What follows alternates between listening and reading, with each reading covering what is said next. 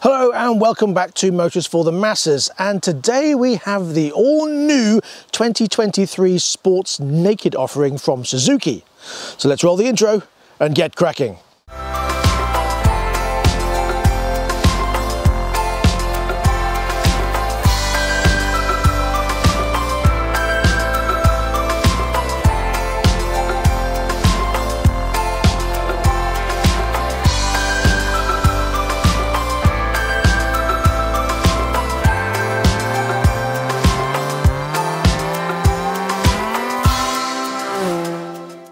Two bikes I've always had a soft spot for have been the original Suzuki Bandit 600, a bike that I learned to ride on and indeed passed my big bike test on, and a bike that is a big fan favourite for street fightering and a great introduction into the big bike world if you want something fun, decent, cheap enough and yet still pokey.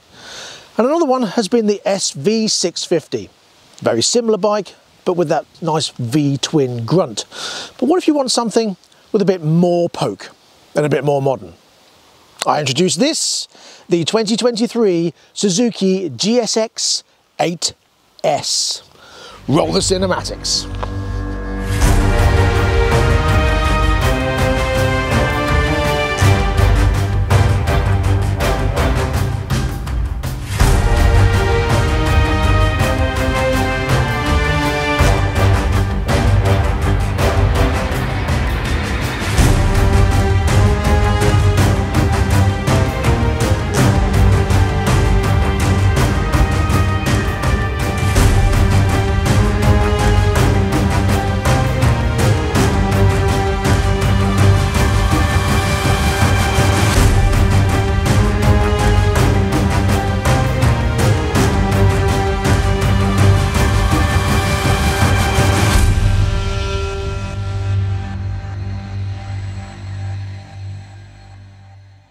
The 8S uses a 776cc 4-stroke parallel twin liquid-cooled double overhead cam engine, developing 83 brake horsepower and 60 pounds-foot of torque. And it uses a 270-degree crank like that on the CF Moto 450 SR, giving it that gruntier SV-like feel and sound, and a top speed of around 125 miles an hour. You get a 14-litre fuel tank and it's said to do 67 miles to the gallon, on paper, obviously. More realistically, I would say that's between 55 and 60, and it produces 99 grams of those lovely CO2s that all the electric vehicles have been stealing from us for quite a few years now. So take from that what you will. Of course, it comes with 6 gears, but also an up and down quick shifter, regardless of what mode you're in. You get a slipper clutch, and you get an auto blipper for those smoother, quicker gear changes. Nice touch, I think. When you turn the dash on, it's nice and clear. You've got two different colours. You've got white or black. Black is night mode and white is day mode, but you can change it manually if you want to. It's a nice easy dash to see, and you've got traction control and the modes. So if you look up here, you've got A. Now if on the handlebars you click the mode button, press it again, you go on to your rider mode. You've got A, B and C. I'll explain them whilst we're riding, yes, you've got A, B and C. Very easy to manoeuvre between the three, and very different throttle responses depending on which one you're on. Press mode again to select it. Again, you go through traction control. You've got 4 levels. You've got 3, which is most traction control, 2, which is not as much, 1, which is even less, and off, if you're feeling feisty. So I will just quickly explain those modes. Now, A mode gives you full power and full response. It's said to be a little bit snatchy when you're pulling away, but I shall demonstrate that or not when we're out on the road. B is the same sort of power, but a smoother transition of that power, so it's not as snatchy. So great for country riding, or if you want to give it a bit of power in and out of 30-mile-an-hour zones, that sort of thing. And C is dull mode. The least responsive mode, let's call it that. Some might call it boring. I'm getting covered in all kind of insects here. No comments about what flies land on, thank you very much. It's summer, you expect it, and we're in fields. Anyway, yeah, so C is more of a serene mode, shall we say. Not quite so snatchy at all, not quite so responsive at all. But I shall demonstrate all three modes when we're out on the road. The traction control, they say it's best to be left in 2. I mean, again, I don't know why you'd want to turn traction control off, unless you're feeling uber confident in corners. But other than that, you know, it's there for a reason. Just enjoy it. It doesn't really hinder the power. They do say if you're in 3 and it hinders the power, knock it down to 2, and you know, so on if you're in 2 and it still hinders the power if you really want to get on it. But I don't think it's that noticeable.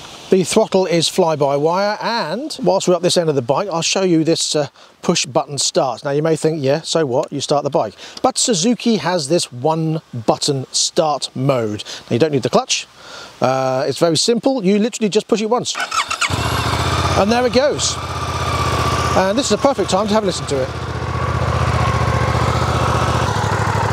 Now, of course, being in modern times that we are, it's all very meh. But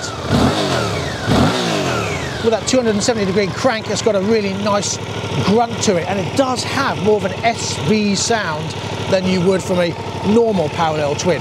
Very nice indeed.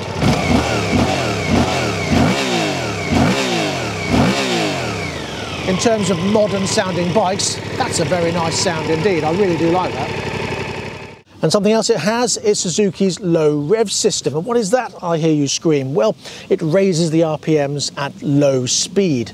And the idea of that is to help with launching and smoother riding in things like stop and start traffic and stuff like that. So the engine's RPMs are raised a little bit when you're in low revs, just to keep it nice and smooth and not so snatchy. Nice little bit of tech there. Suspension is by KYB, 41mm non-adjustable upside down front forks, and a preload adjustable monoshock on the rear. So what about stopping? Well, brakes are by Nissan, twin 4-pot front radial calipers on dual 310mm front discs, and a single piston Nissan rear caliper with 240mm disc. Wheels are 17-inch, and you get a 120 front tyre and a 180 rear using Dunlop Road Sport 2 rubber. So what about ease and dimensions? Well, you don't need ballet classes to get your leg over the back end. You don't need to pirouette to get over at all. You don't have to lift your leg up much at all. It's very easy to get over this rear quite low seat. Now, dimensions wise, it's 2.1 meters long, 775 millimeters wide, 1.1 meters tall. Seat height, 810 millimeters, and it weighs in at 202 kilograms. That's wet weight, and that's not bad at all. When you consider my 2004 Trance-Speed Triple, that's like 218 kilos, I think, wet. And that's 1000cc. Obviously I can't compare it to my MV because that's ridiculously light. Other than that, I am, as usual, 5'10.5" with a 31.5-inch inside leg. Very comfortable. I can easily get both feet on the ground with a slight bend in my knee if I was to stand up. I've still got a bit of room under my posterior here. I would say if you're standing still, yeah, you can easily get your legs in front of the pegs. They're not digging in like on some bikes where the pegs are a little bit further forward. Even behind, it's still comfortable, and I can still be flat-footed. So yeah, and I can even go wide apart to here and still be flat on the floor. That's very simple. The seat feels nice and comfortable, and it's quite narrow at the front here, so it's not digging in your inner thighs at all.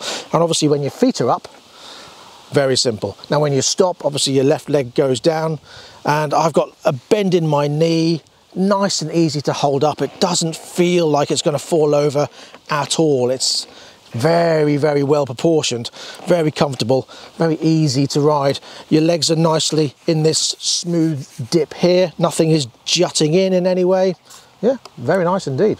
So what about the looks? Well, I think it's very typical of a modern naked street bike, or sports naked, whatever you want to call it.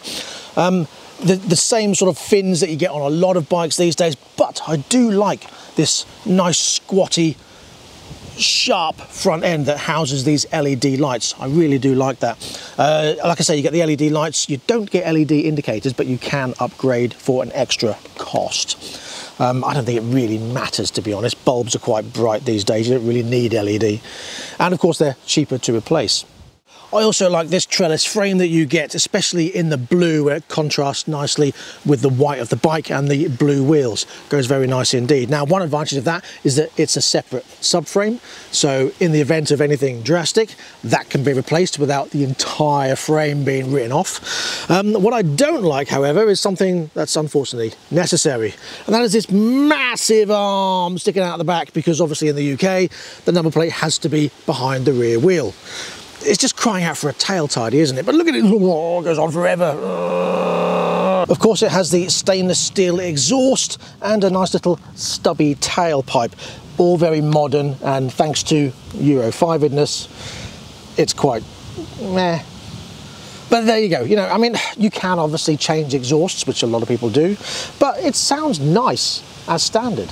And it's quite well proportioned, and it looks quite nice. It's not this big one sticking out, it's not something weird sticking out the side, it's quite small and squatty, and I think it actually works really well with the bike, regardless of how small and giant that is. Yeah, not bad at all, to be honest. In terms of modern bikes and the exhaust systems they need to have to be quiet and be Euro 5 regulated, it's actually not bad at all.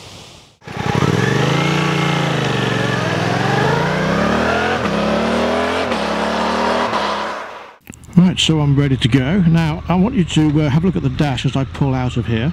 It's currently black because it's undercover. The second you get into sunlight, there you go, let's see, it just goes straight to white. You can change it manually, but it does shift very quickly. I want to say a massive thank you to CJ Ball, Norwich, Suzuki and Honda dealer for letting me use this bike. And I can say it gets up to speed very smoothly. I've currently got it in traction control mode 2, which is the average, and ride mode B. Initially, the mirrors are okay. Got about 85% visibility, which is sort of par for the course for a lot of bikes. It's my biggest complaint, as you know. I can see a little bit of arm, but they're quite long, so I've still got a good visibility of the road. Initially, I can say it's very comfortable. I've got a good distance between my shoulders and the handlebars, very comfortably rested on the grips here. I've got no buzz or no feedback from the grips. The sitting position is very easy and very comfortable. Nice soft padded seat. I can see myself doing a good bit of distance on this. I love that gear change. Obviously you don't have to use the clutch, the quick shifter up and down, and we'll test that a little bit more as we ride. So what I should be doing is testing out these modes. We've got A, B and C, as I explained a little bit earlier. So we'll see how they feel. It's very easy, just push the mode button on here, push it twice to get to the rider mode, and then up and down here, and then mode again to select it. Very simple. In a minute we shall pull away in C, B and A and see what the difference is. So first of all, let's try it in C, and let's see what it's like to accelerate. Yeah, it's okay. It's a bit serene. It's not a lightning bolt, but it's okay. So we'll try it again in B and see what that's like. Oh, it doesn't seem to want to change. Just have to be under 40 maybe, or under 35. There we go, in B. Right, okay, let's try it. Oh yeah, that's definitely more responsive. Yeah, that definitely picks up a lot nicer. Let's see if we can get it in A before the roundabout. Into A, and... oh yeah, but it's a little bit quicker than B. It's not massively different, but there's definitely a little bit of difference. So we'll leave it in A, and we'll go around this roundabout and see. Well, it holds the roundabout quite nicely. These Dunlop tyres are pretty sticky. See what it's like as we go down here. Well, it gets up to speed very smoothly indeed. Didn't feel bad at all. It's you don't notice it, it's not a lightning rod, it's not going to rip your arms off, but it gets up there pretty sharpish and very smoothly. I do like that gear change as well. You know what I like about gear changes? Very smooth, very nice indeed. Yeah, I'm quite pleased with that. Very easy to use controls. See what the brakes are like as we come up to this roundabout.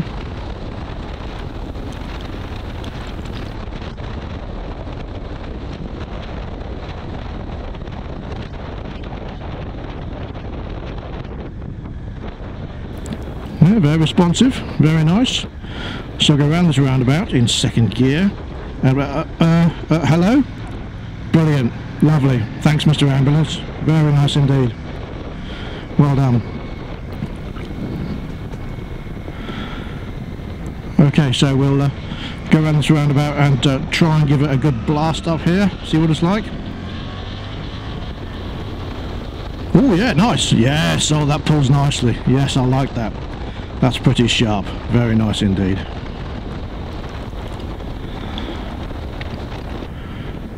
Right, so we'll stick it into rider mode B, very simply, and then we'll go back down here and see how it handles again. Back into second again, make it a fair test. Very smooth round these roundabouts. Takes the corners very nicely. Very simple to lean over. And here we go. Well, do you know what? There's not a massive difference between A and B. I mean, A is a little bit sharper, but it's not a huge difference. I'm keen to see just how different C will be. So let's stick it into C mode and see what difference that makes. Again, into second gear, around this roundabout. Oh, I do like the way this leans. Very nice. Very simple. Keep it in second to make it a fair test. So we're in C mode, and we'll see just how different that is. Oh, yeah, that's definitely slower. Yeah, definitely. Wow, wow. So A and B is not a massive difference between the two. A little bit sharper in A, but C is definitely more serene. I suppose you could say C is, I hate to say it, dull. No. I would say C is best if you've just passed your test. It's the first time on a big bike and you just want to get used to it and see what it's like. And then when you're a bit more experienced, B and A. Now I'm not being big-headed, not at all, but for me it would definitely have to stay in A all the time. So we'll take it down some more of these country roads and see what it's like on some of the twisties.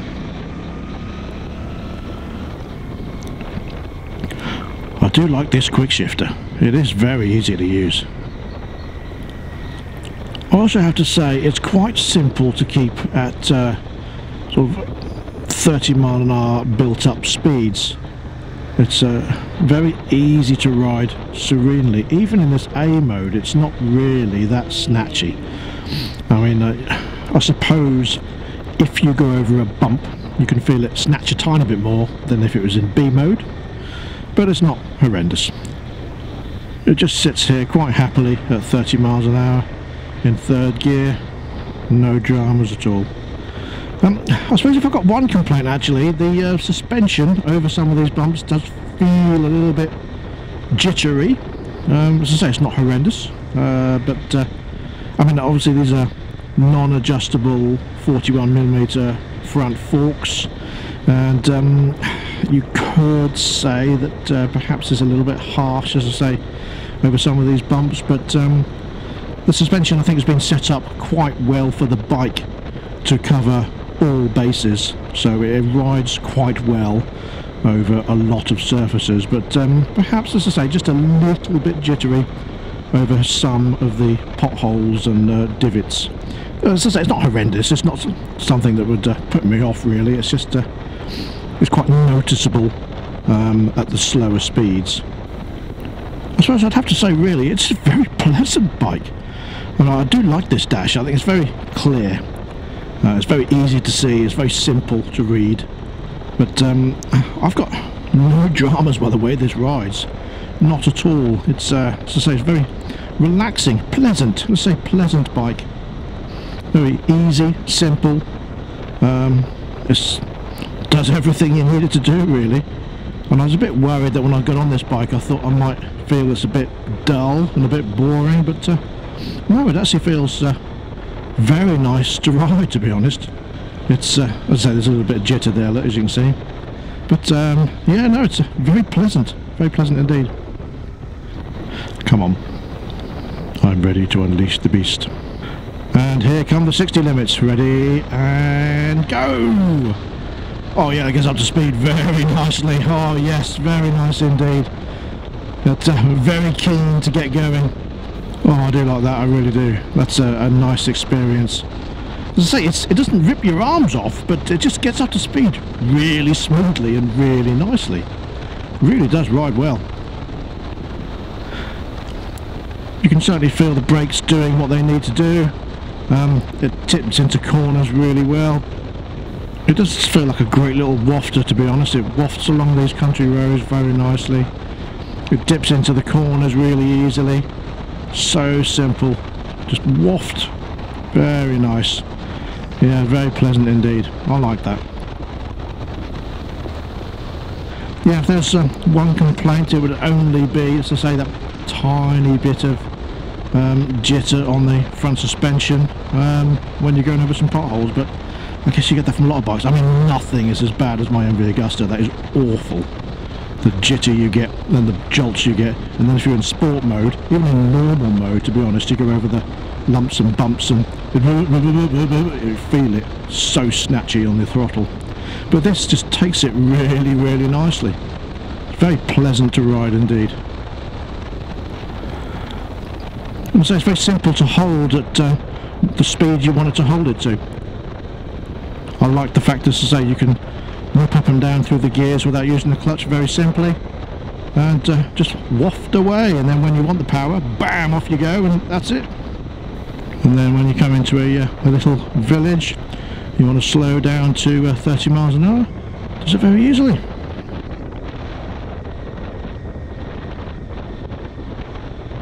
Okay, we're getting back out into the countryside again. It's time to twist that throttle just slightly, because it doesn't take long to get back up to 60 miles an hour, and there we go. Very simple. Lovely.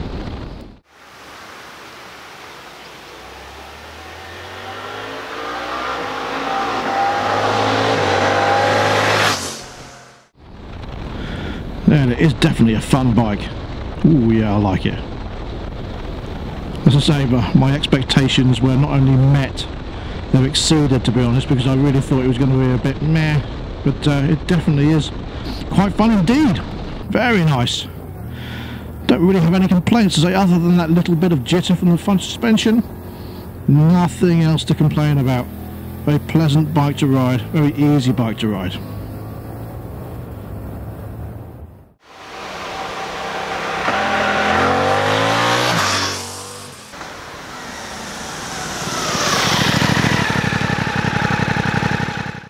So how much is it? Well, it's £7,999 and comes with a 3-year warranty and 12 months AA roadside assistance. However, there is something extra you get with that. If you keep getting the bike serviced at an approved Suzuki dealer, that warranty can continue extending up to a maximum of either 7 years or 70,000 miles. That's pretty impressive. But what's it up against? Well, its main rivals are the Yamaha MT-07, which is just a few £100 cheaper, but does have 10 brake horsepower less, and that weird looking front headlight, which is out of proportion to the rest of the bike in my opinion. And of course the CB750 Honda Hornet, which is similar yet £1,000 cheaper, and I'm quite keen to try that. However, the big advantage, as standard, you do get all these extra little features like the up and down quick shifter and that one button start and the auto blipper and stuff like that on the Suzuki. Now you can add those for a few £100 on the other bikes as well, But I think it comes down more to how the bike rides and what it feels like when you're on it. And I think this feels absolutely fantastic. I really do love the way it rides. I really do like the bike overall. The Honda Hornet I haven't ridden yet, and I'm desperate to ride that, so we will do a video on that in the near future, and then I'll compare how I feel between the two and whether I think this is worth that extra money. I've seen comments on people riding both or having ridden both, and it does seem that they do prefer the Suzuki over the Honda Hornet, but everyone is different, and I will find that out myself when I ride them both. However, for now, that is all I have time for this video. Thank you very much for joining me. I'll be back next time with something else, not sure what, but please stay tuned and find out. If you have any comments, please leave in the comment section below. If you've got one of these, let me know what you think. If you've ridden this and the Hornet, let me know your thoughts on what you think between the two, and of course the MT-07 as well. And that's all I have time for, so thank you very much for joining me. Until next time, please ride and drive carefully, but have fun. Bye-bye.